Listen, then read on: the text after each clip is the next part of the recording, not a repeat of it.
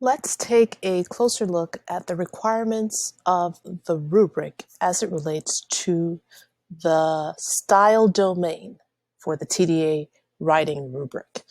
You will notice that I have only given you the scores for proficient and advanced, and that is simply because when you are writing an essay, you should never aim to score anything lower than proficient. Proficient is your passing mark. So let's look at the difference between the criteria for earning proficient versus the requirements for earning advanced in style on the TDA essay rubric. For 3 proficient, and we're looking at the green slide here.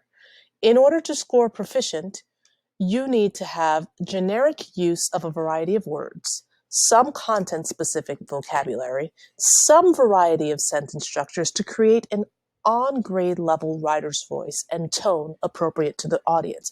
So some key things I want you to notice about the proficient style. It is on grade level. So for you, that would be you are writing like an 8th grader. And how do we know you are writing like an 8th grader? Your word choice is as generic as would be expected from an 8th grader.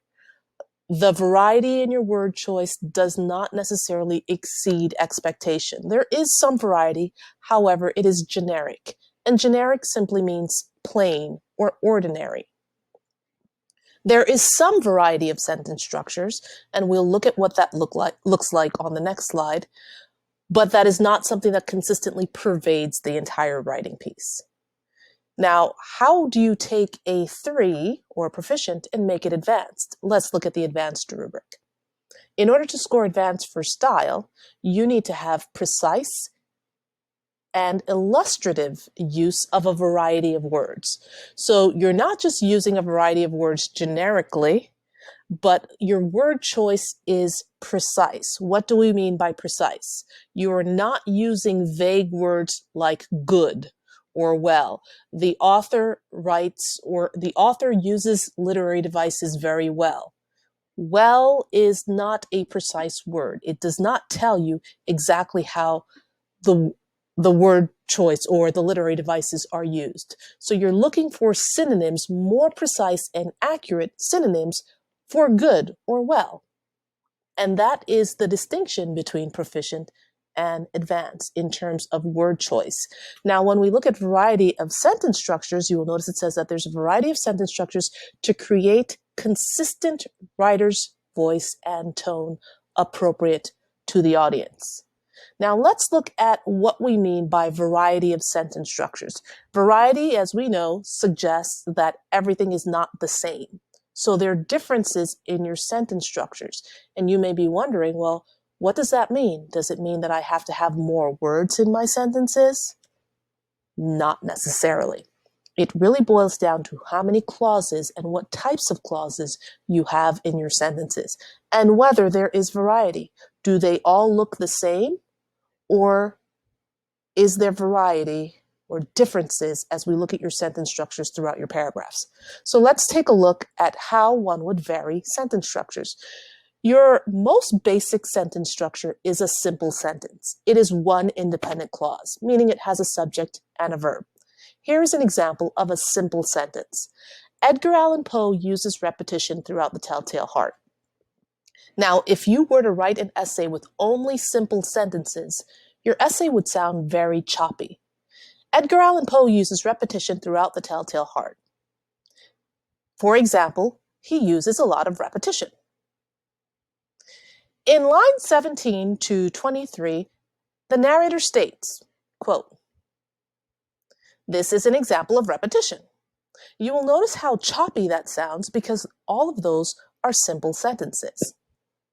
A compound sentence takes the simple sentence to another level, so it adds a second independent clause, which is a complete thought, and joins it with a coordinating conjunction. For example, Edgar Allan Poe uses repetition throughout The Telltale Heart, and he skillfully captures the reader's attention.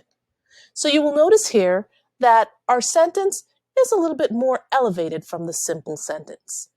Now, please note that if all of your sentences are simple sentences and compound sentences, you are writing about at the 3rd or 4th grade level. in middle school, you need to go past simple and compound sentences. So to take us to the 3, or proficiency for a middle school student, we would need to see a combination of simple sentences, compound sentences, and complex sentences. A complex sentence has one independent clause and one or more dependent clauses. Now, a dependent clause is a clause that cannot stand by itself and express a complete thought, but it does have a subject and a verb. Here's an example of a complex sentence. Although Poe relies heavily on repetition to create an anxious mood in the story, please forgive that error here, he also employs other literary devices.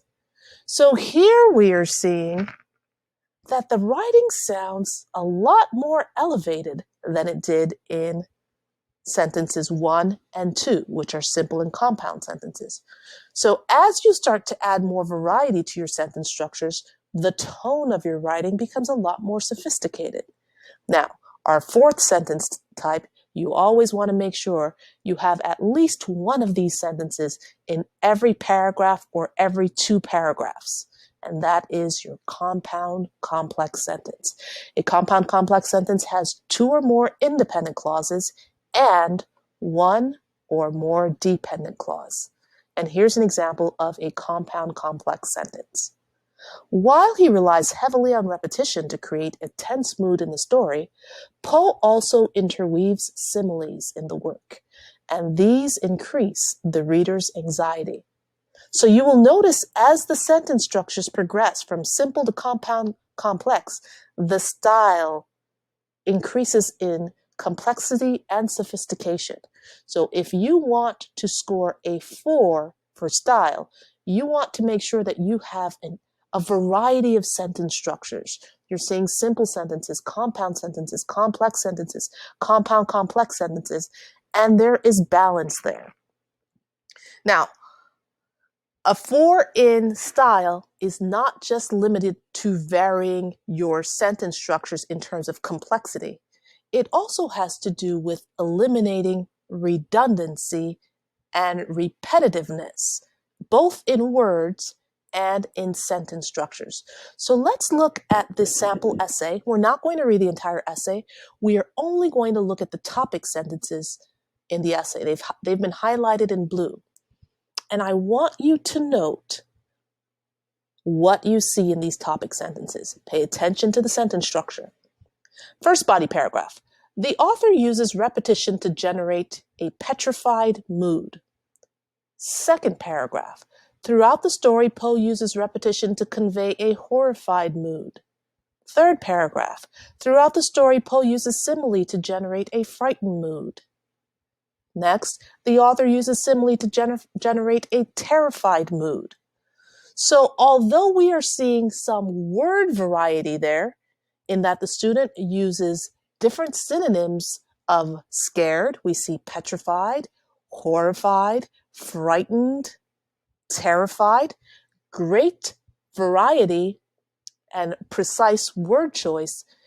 However, it is very repetitive in the way the sentences flow. All of the sentences sound exactly the same. The author uses this to do that. The author uses this to make this mood. The author uses that to do this mood. The author uses, and it sounds repetitive, redundant, and it takes away from the style of the writing. It makes the writing sound like an elementary school student received a formula. So how do we change our writing from this kind of formulaic sounding writing to something that flows more evenly and shows variety in sentence structure? It's very simple. Change the sentence type. So try to make those topic sentences compound sentences or complex sentences. Switch it up. For example, the first one says, the author uses repetition to generate a petrified mood. For the next topic sentence, I would probably say something like, not only does the author use repetition to create a sense of horror in the reader, but the author also uses similes. I have just made it a compound sentence. I can choose to do that here.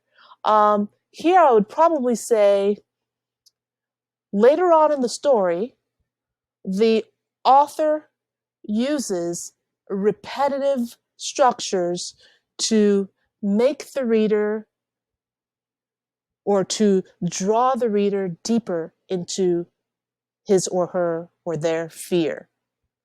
That changes the structure completely of the sentence, and it also adds a different flair, so it doesn't sound as repetitive and robotic.